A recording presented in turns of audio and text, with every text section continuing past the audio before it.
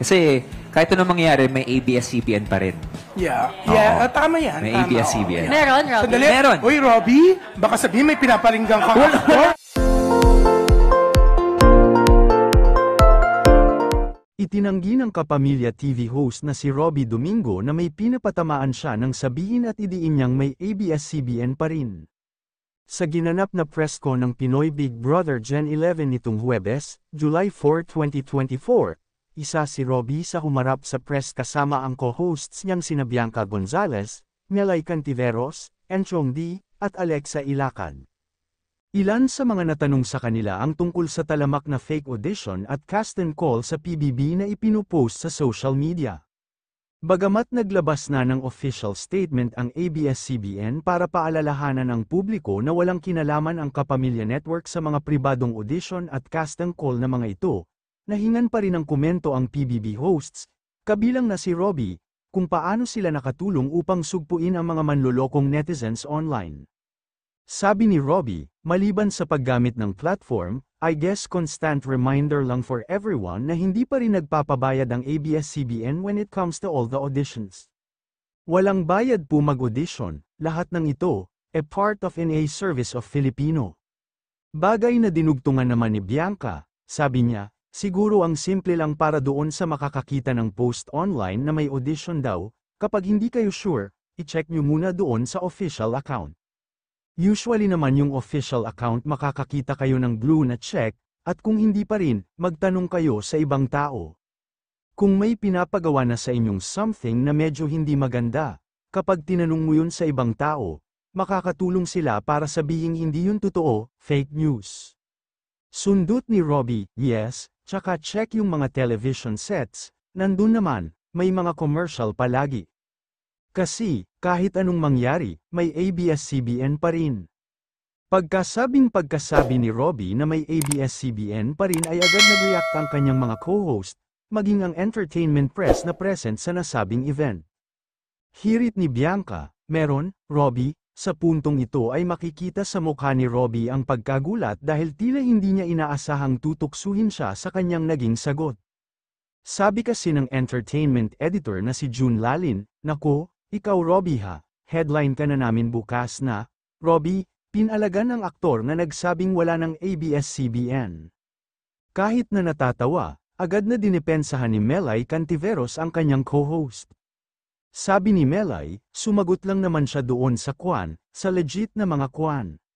Mabilis namang dinipensahan ni Robby ang sarili nang sabihin nitong wala siyang ibig sabihin o gustong patamaan sa kanyang naging pahayag. Paliwanag niya, wala po akong pinaparinggan, sinasagot ko lang po yung tanong. Bago ang naging pahayag ni Robby ay naging usap-usapan sa social media ang naging komento umano ng kapuso actor na si Dennis Trillo tungkol sa ABS-CBN.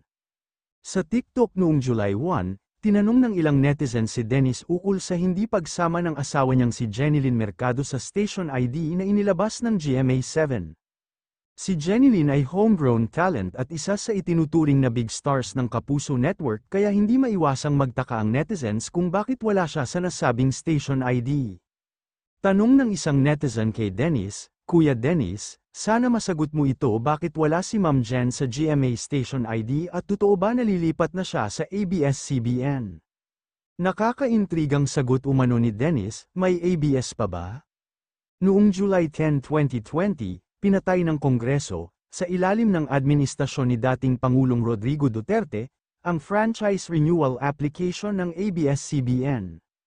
Bunsod nito, tigil operasyon ng lahat ng television at radio stations na nasasaklawan ng napasong prangkisa ng ABS-CBN.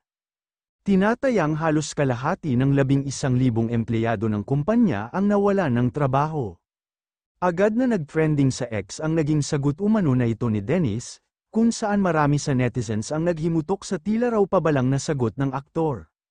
Kaagad naman siyang dinipensahan ng kanyang management team. Ayon kina Jan Enriquez at Katrina Aguila ng Aguila Entertainment, nahak ang TikTok account ng aktor, hindi raw si Dennis ang nag-post ng comment na yun. Sabi ni Jan, nagtitaping noon si Dennis ng pulang araw at limitado ang panahon nitong makagamit ng cellphone. Buong pahayag niya sa X, "We are investigating the situation but do know na hindi po si Dennis yun. He is currently taping for Pulang Araw and have limited access to his phone as per his PE. We advise the public not to jump into conclusions with regard to this incident." Sabi naman ni Katrina sa Instagram story, "Hey guys, how to recover a hacked account on TikTok? Anyone who can help please DM me." Kasunod nito ay naglabas din ng opisyal na pahayag ang Agila Entertainment. Pahayag nila, "We would like to inform the public that Dennis Trillo's TikTok account has been hacked around noontime today, July 1, 2024. There were some comments made using his name and we assure everyone that it was not his doing. It is very unlikely of Dennis to make such remarks and he is a person who has nothing but kindness and respect in his heart. We are currently fixing the matter to avoid this incident from happening again. Thank you."